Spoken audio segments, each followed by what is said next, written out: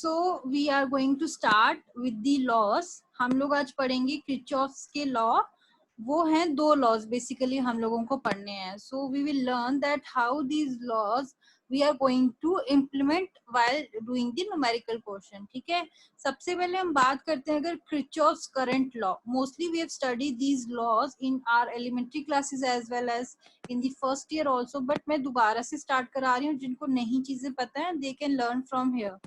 So the first law, what it said, it is about the Kirchhoff's current law. इसको short form में बोलते हैं KCL. KCL. इसका मतलब क्या है कि it states that algebraic sum of all branches current, जितनी भी ब्रांच, मतलब एक सर्किट होता है, सर्किट के अंदर कुछ ब्रांचेस होती हैं. सर्किट के जो सर्किट्स हैं, you should be clear about the branch, node, junction. ये चीजें आप लोग थोड़ा सा बेसिक चीजों को देखना. ठीक है, सो ब्रांच में, ब्रांच क्या होता है अभी मैं बता भी देती हूँ. एक सर्किट है, सपोज एक हमने वोल्टेज सोर्स लगाया, वहां से करंट निकलती निकलती कहाँ कहाँ जा रही है, कहाँ कहाँ से एलिमेंट्स लगे हैं. यहाँ रेजिस्टर लगा, यहाँ पे कोई और एलिमेंट, यहाँ पे. सो जहां जहां करंट जा रही है वो ब्रांचेस होगी. ठीक है, एल्जेब्रिक सम मीन्स सारा जो सम होता है वो जहां से करंट हमारी या तो लीव कर रही है या एंटर कर रही है एक नोड पे, वो जीरो होता है. अब इसका एग्जैक्टली मतलब क्या है वो हम समझेंगे अभी. इसका मतलब देखते हैं. सपोज ये कोई नोड है 0.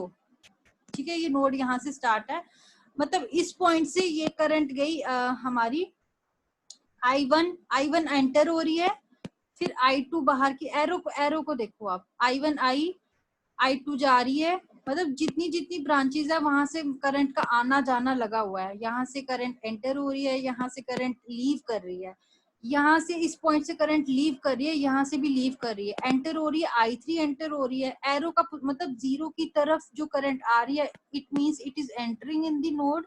और जो जीरो से बाहर जा रही है वो मतलब it is exiting from the node, मतलब ये लीव हो रही है. ठीक है, इसका मतलब जितनी भी करंट्स आ रही हैं जा रही हैं उन सब का जो एल्जेब्रिक सम होता है वो क्या होता है, जीरो.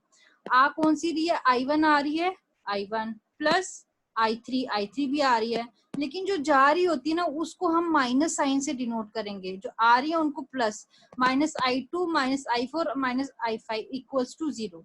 इसी चीज को मैं आप लोगों को थोड़ा सा इलाबोरेट करके बताती हूँ और क्लियर होगा कि ये मैंने लिखा कैसे है. ठीक है, एक चीज याद रखना, जो करंट आ रही है पॉजिटिव से हम डिनोट करेंगे, जो जा रही है we will denote it as minus, जो लीव है वो माइनस.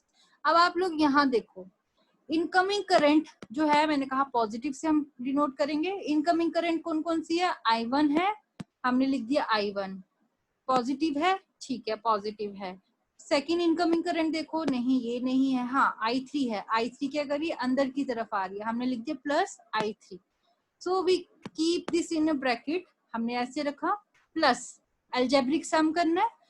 सॉरी रुको एक सेकंड, ये देखो I1 हो गया, I3 हो गया, और कोई करंट ढूंढेंगे. सबसे पहले I3 मिल रही है, और कोई करंट है जो एंटर हो रही है, हमें नहीं दिख रहा और कोई करंट एंटर नहीं हो रही है, तो इसको इसलिए ब्रैकेट में डाला.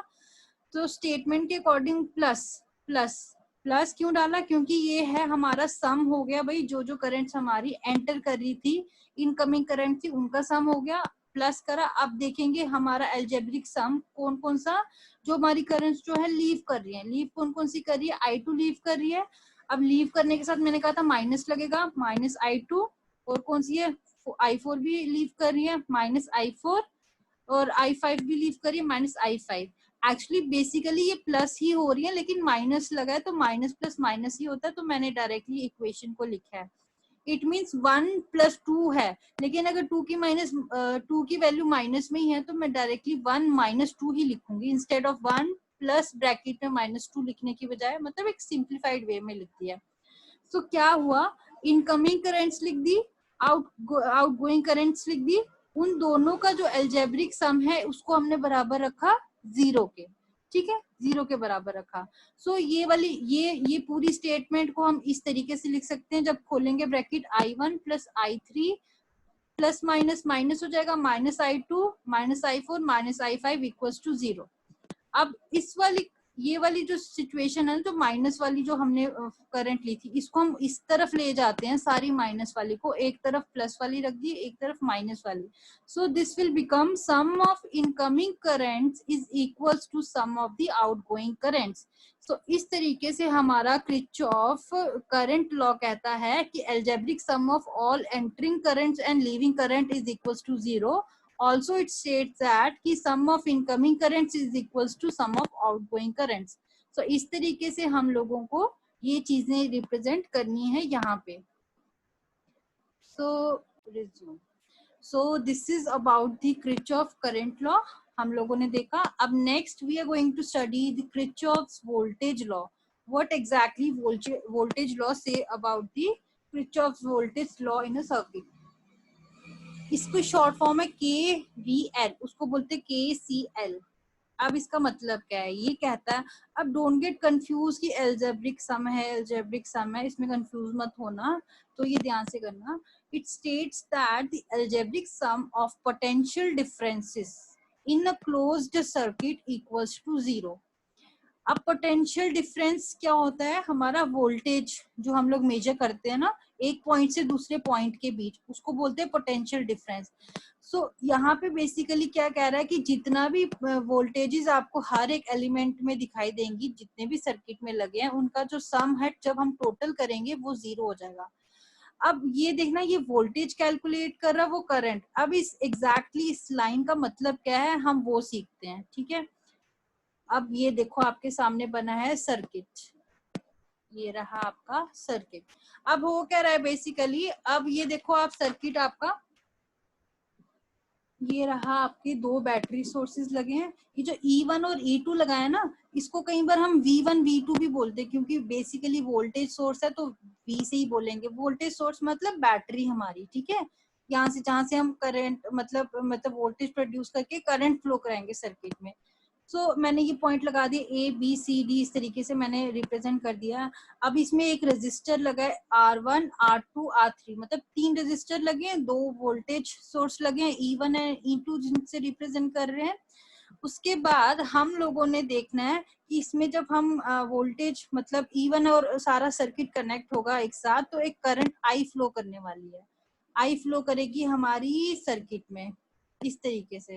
ठीक है, अब होगा क्या, अब यहाँ पे दो चीजें कंसेप्ट आ जाते हैं. ये चीज मे बी आप लोगों को, मेरे को लगता है क्लियर करना जरूरी थी. मैं ऐसे डायरेक्टली लॉ भी बता सकती थी, बट ये चीज क्लियर करना जरूरी है. एक कंसेप्ट आता वोल्टेज ड्रॉप का, एक कंसेप्ट आता वोल्टेज राइज का. ये बहुत ही बेसिक चीज है, बट इट शुड बी मतलब नोटिस्ड बाय एवरीवन कि ये चीज समझ आएगी तो बाकी चीजें क्लियर होंगी. एक कंसेप्ट आता है वोल्टेज ड्रॉप का, जिसको हम रिप्रेजेंट करते हैं नेगेटिव पॉइंट से. एक आता है कंसेप्ट वोल्टेज राइज का, जिसको हम कंसेप्ट को करते हैं रिप्रेजेंट पॉजिटिव से. अब इसका मतलब क्या होता है, इसका मतलब मैंने पूरा क्लियरली यहाँ पे मेंशन करा है, लिख दिया है. In the direction of current or tracing a closed circuit, if we are having an element voltage polarities from plus to minus, तो हमारा voltage drop होगा. मतलब क्या हुआ, अगर हम क्या कर रहे हैं, सर्किट में करंट फ्लो करा रहे हैं and we are moving like that, कि हमारे पास जो भी, ये चीज याद रखना, ये जो मैंने माइनस प्लस लगा दिया ना, ये इस तरीके से रिप्रेजेंट करना है. अगर ये छोटा वाला पॉइंट जो बैटरी का होता है माइनस होता है, बड़ा वाला प्लस, तो आगे से कैसे चीजें चलेंगी, plus minus plus minus plus minus, then इस तरीके से प्लस माइनस. अब क्या कहता है वोल्टेज ड्रॉप का कंसेप्ट, कि हमारा जब सर्किट में करंट फ्लो करता है या हम सर्किट में करंट को ट्रेस करते हैं, अगर ट्रेस करते करते कोई एलिमेंट हमारे पास आता है जिसका जो मतलब तरीका है, जो मतलब पोलैरिटीज है, वो स्टार्ट होती है plus two minus. Means suppose यहाँ से करंट फ्लो कर रहा है तो आएगा प्लस फिर माइनस. अगर सपोज करें नीचे से अगर करंट आता है, वो हमें दिख रहा है वो आ रहा है माइनस टू प्लस, वो नहीं, हम देख रहे हैं प्लस टू माइनस कहाँ मिल रहा है. If we are getting polarities while tracing the current plus to minus, then the concept will arise, it is voltage drop. उस point को हम बोलेंगे voltage drop. This is very basic thing, मतलब mostly कोई बताता नहीं है, मैं आपको बता रही हूँ कि यही चीजें प्रॉब्लम करती है जब क्वेश्चंस में आता है वोल्टेज ड्रॉप हो गया, वोल्टेज राइज हो गया. तो ये कंसेप्ट आया वोल्टेज ड्रॉप का। ऑन अ सेम पैटर्न हम लोग एक कंसेप्ट लेके आए हैं वोल्टेज राइज। उसका मतलब क्या है, जब सर्किट में करंट फ्लो कर रहा है या हम ट्रेस कर रहे हैं करंट को, तो जो पोलैरिटीज है ना वो आनी चाहिए हमारी माइनस टू पॉजिटिव। मतलब जैसे नीचे की एग्जांपल देख लो, यहाँ से करंट आई, यहाँ से करंट आई, तो आया माइनस से पॉजिटिव, तो हम करेंगे वोल्टेज राइज का कंसेप्ट, जिसको हम बोलते हैं पॉजिटिव कंसेप्ट। आप कंफ्यूज मत होना, अभी जब हम प्रैक्टिकली इसको देखेंगे तो आप लोगों को समझ आ जाएगा। सो ये वोल्टेज ड्रॉप का कंसेप्ट लिख दिया मैंने, वोल्टेज राइज का कंसेप्ट लिख दिया, ठीक है। अब देखते हैं कि हमने अप्लाई कैसे करना है हमारा किरचॉफ हमारा वोल्टेज लॉ को। तो सबसे पहले आप लोग देखो सर्किट में, देखो मैं बताते जाती हूँ। अब क्या होगा, अब आपकी करंट, हमने ये दोनों वोल्टेज सोर्सेस को कनेक्ट कर दिया, दोनों बैटरीज, तो अब हमारे सर्किट में करंट फ्लो होना शुरू हो गया। यहाँ से करंट फ्लो, यहाँ से हम देखते हैं इस वाले सोर्स से करंट फ्लो शुरू हो गया ऊपर से। अब हम कैलकुलेट करेंगे हमारा वोल्टेज लॉ। ये कह रहा है किरचॉफ का कि जो जितने भी हमारे मतलब एलिमेंट्स लगे हैं एक सर्किट में, उन सबका जो वोल्टेज ड्रॉप होगा, सॉरी पोटेंशियल डिफरेंस होगा, वो क्या होगा, जीरो। मतलब क्या हुआ, इसमें सबसे पहले एलिमेंट्स देखें कितने हैं। एक ये हो गया एलिमेंट, एक वोल्टेज सोर्स लगा है, 3 रजिस्टर्स लगे हैं और एक और वोल्टेज सोर्स लगा है। हमारे पास 1 2 3 4 5 हमारे पास एलिमेंट्स हैं। और कितने भी एलिमेंट सर्किट में हो सकते हैं, ये तो बहुत सिंपल है सर्किट है, मैंने बताया। अब क्या करेंगे हम लोग स्टार्ट करेंगे लॉ के अकॉर्डिंग। अब करंट आई फ्लो कर रही है सपोज, तो पॉइंट हमारी करंट चलते जा रही है, देन यहाँ पे करंट आई। अब ओम्स लॉ आपको पता है, V equals to I into R, ये होता है। उसके बाद हमने कैसे करना है, V निकाल रहे हैं ना हम लोग, मतलब V1 प्लस V2 प्लस जितने भी वोल्टेजेस हैं वो सब किसके बराबर हो जाएंगी, हमारी जीरो के बराबर। यही बोला है उसने हमारे वोल्टेज लॉ ने।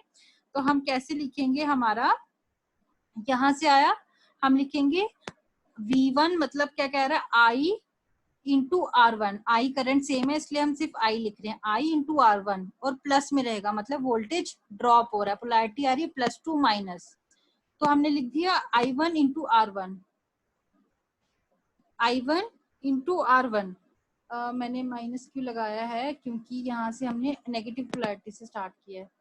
एक सेकेंड, हाँ ठीक है ठीक है, ओके ओके, मैं बताती हूँ। हमने क्या किया है, हमने यहाँ पे मैंने जो दो कंसेप्ट आप लोगों को बताया, यहाँ पे आता वोल्टेज ड्रॉप और वोल्टेज राइज।